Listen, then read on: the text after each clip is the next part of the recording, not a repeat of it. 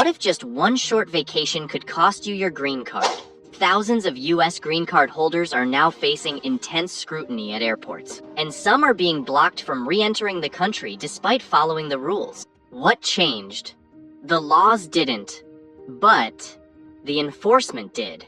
In this video, we'll break down 7 hidden traps in the new US immigration crackdown and how even one mistake could destroy your status. Stay to the end. Number 1 is the most shocking, and it's affecting parents the most. Number 7. Frequent short trips are now a red flag. Let's start with the most unexpected twist. You might think that short vacations or quick family visits are harmless for green card holders. But under the new rules, too many short trips could now raise red flags faster than a single long absence. So what's really changed? US Customs and Border Protection is no longer just looking at how long you were gone. They're now focusing on how often. And they've started analyzing your travel patterns to figure out if you're still truly living in the US. It sounds subtle, but it's a major shift. Even trips under 30 days are being counted and questioned. In fact, multiple reports from immigration attorneys show that people who traveled abroad 4 or more times a year, even for short periods, have been flagged for interviews at the airport. Why are they doing this? Because under the new interpretation, it's all about intent to reside. Not just where you are on paper, but whether your lifestyle proves that the US is your real home. And here's where it gets risky. A person who's gone for 6 months straight to care for a parent may pass without issue. But someone taking monthly 2-week trips for work, they could be questioned because it looks like they're based somewhere else. And the data backs it up.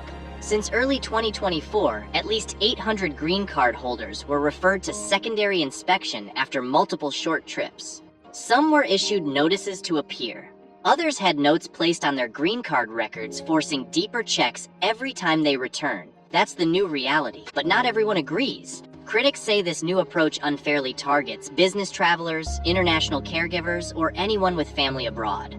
They argue that intent to live in the US can't be judged by trip frequency alone. Immigration lawyers call it residency by algorithm, where travel data is treated like a red flag without context. Meanwhile, CBP says the new scrutiny is necessary to prevent green card misuse, especially by people who live overseas but still collect US benefits.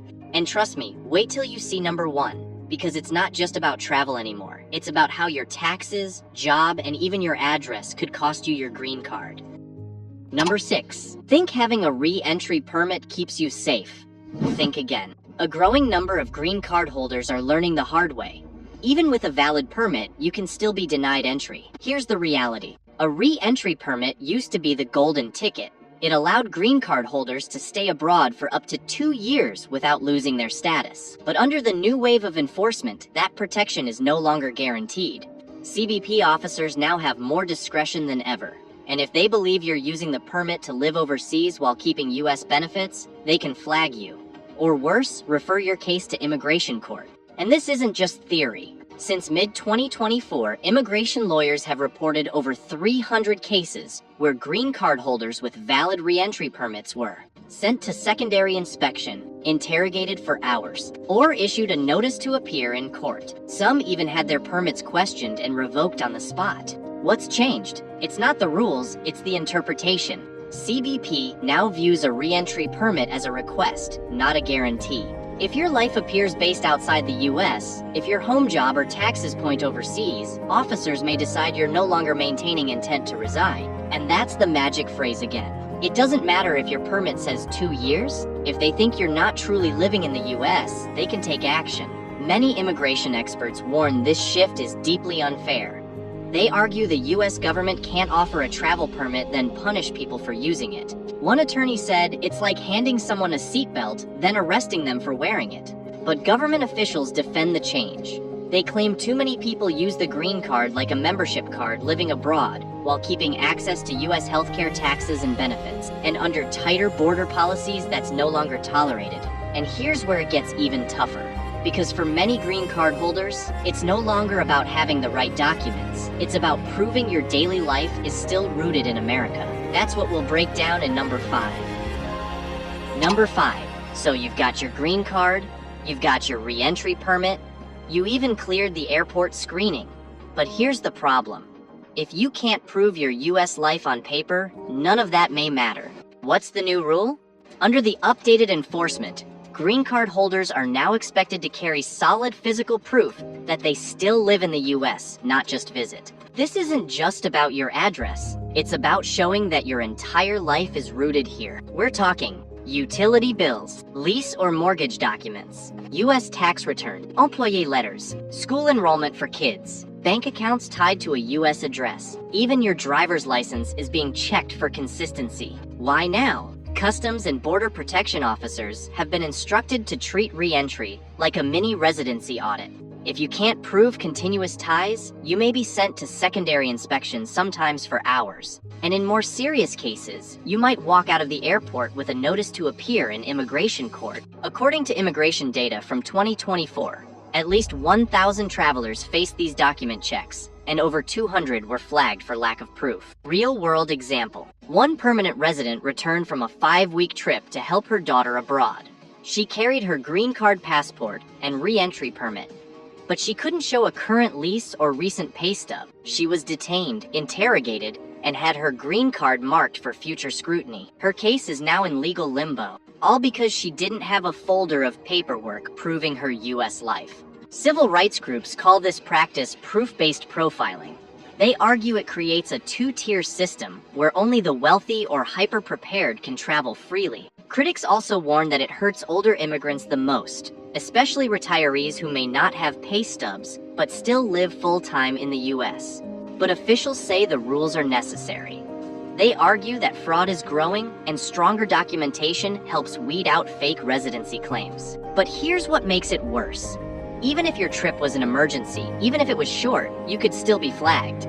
That's what we'll uncover in number 4. Number 4. Now this is where it gets heartbreaking. You'd think helping a sick parent or attending a funeral abroad would be understandable. But under the new rules, even genuine emergencies can trigger suspicion and possibly cost you your green card. Here's what's happening. Border officers are no longer just looking at why you left. They're looking at how it looks on paper. If your trip breaks the pattern of consistent US residency, even for a valid reason, you could be flagged for intent to abandon residence. That's the legal phrase now driving these decisions, and it's being applied regardless of circumstances. Example, a green card holder flew to India to care for her dying father. She stayed for 4 months, then returned with medical documents and proof of return flights. Still, she was pulled into secondary inspection, questioned for hours, and told her travel raised concerns about her permanent residence intent. Her case is now pending review, and she's not alone. Since 2024, immigration lawyers report that emergency travel cases have tripled in legal consultations. At least 500 cases have involved people detained after caregiving trips abroad. Even more are receiving advisory warnings on their records, meaning extra scrutiny next time. Why is this happening? Because the system is moving away from intentions and toward patterns. CBP officers now judge your travel through a risk lens. Was the trip long? Does it fit a residency pattern? Is there proof of US life during that time? If the answer isn't clear, they may assume the worst. Pushback from advocates. Critics say this new standard is inhumane. It punishes immigrants who are doing the right thing, caring for families, supporting loved ones, handling crises. Some say it creates a cruel choice. Be a good son or daughter, or protect your legal status. But government officials argue that leniency has been abused in the past. They claim that too many people use family excuses as cover for living abroad permanently. So now they're enforcing the rules strictly and evenly, no exceptions. And if you think this only affects those who leave for months, think again. Because the next rule hits people who've never even left for long but file taxes wrong. Let's break it down in number 3.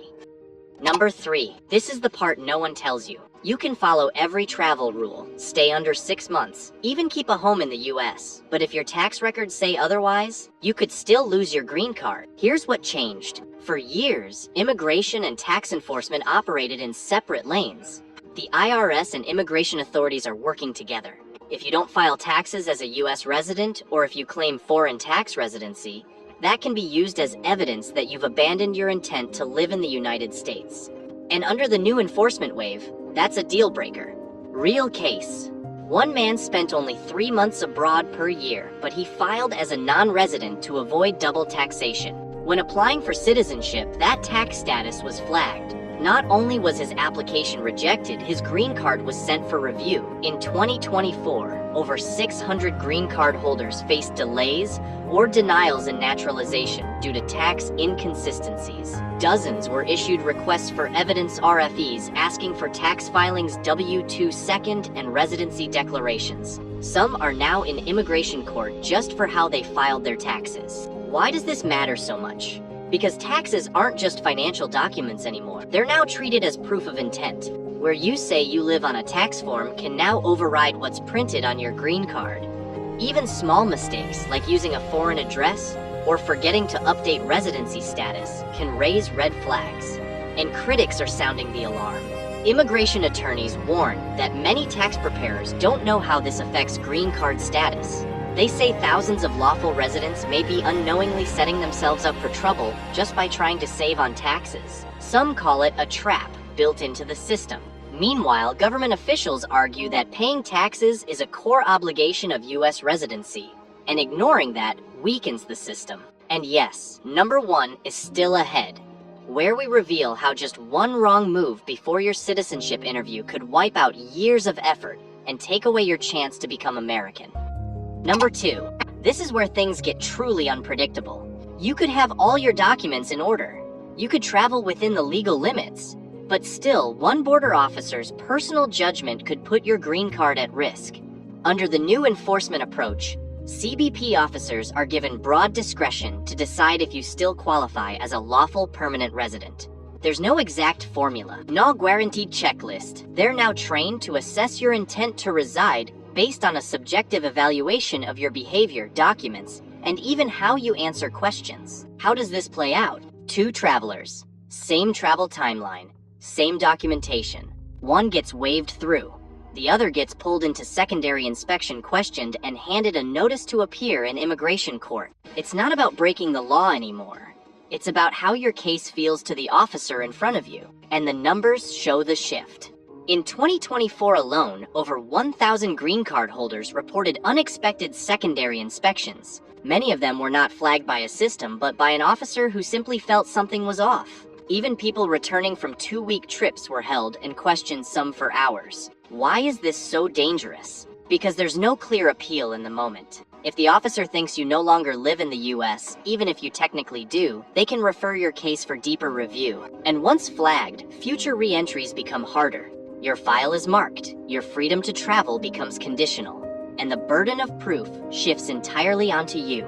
Immigration advocates warn this opens the door to bias and unequal treatment. They call it green card roulette, where too much power lies in the hands of individual agents without accountability. Some argue this disproportionately affects older immigrants, those with limited English, and people from targeted regions. On the other hand, DHS officials defend the approach, saying it gives officers flexibility to catch fraud and abuse. But for green card holders, that flexibility feels like walking through customs on eggshells. And that brings us to number 1, the rule that's catching thousands off guard, even those who've never broken the law. Because it's not about where you've been, it's about what you do right before your citizenship interview. And if you think the green card rules are harsh, wait till you hear how one short trip can erase your chance to become a US citizen. That's next, and it could happen to anyone. Number 1, you've followed every rule. You've lived in the US for years. You've paid taxes, kept your green card clean, and now you're finally ready to become a US citizen. But then you take one short trip abroad before your naturalization interview, and suddenly everything falls apart. Here's the shocker. Under current rules, to qualify for naturalization, you must show continuous residence and physical presence in the US. But even a trip over 6 months or multiple short ones before your interview can be used to argue that you broke that continuity. And now officers are looking very closely at that final travel window, especially in the 6 to 12 months before your application. Real case. A green card holder flew to the Philippines for just over 6 months, helping settle a family inheritance. She returned, applied for citizenship, and passed her English and civics test. But the officer flagged her trip and said she had broken continuity of residence. Her case was denied. She now has to wait 4 more years before applying again. That's 4 years of lost time because of one trip. This is more common than you think. Immigration attorneys report a spike in these denials. In 2024, over 700 applicants were delayed, reset, or rejected due to travel-related violations, many involving trips taken within a year of the interview. Some had their green cards re-examined entirely. Why it's so risky? Because when officers suspect you didn't intend to make the U.S. your permanent home, they don't just deny the citizenship. They can initiate proceedings to challenge your green card itself. That's right.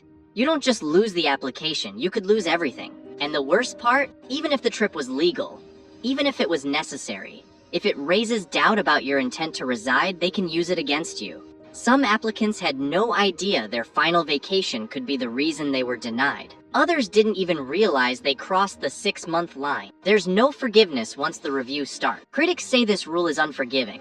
They argue it turns green card holders into prisoners of geography, scared to leave the country, even for family or emergencies. One immigration lawyer put it simply, "Your travel history shouldn't erase your American dream." But USCIS says the rule is fair, and that becoming a citizen should reflect clear, proven ties to U.S. life. So here's the bottom line. A single misstep, a trip too long, too close to your interview, or too frequent can undo years of effort. Not because you broke the law, but because the interpretation of your behavior changed. And in this climate, that interpretation is everything.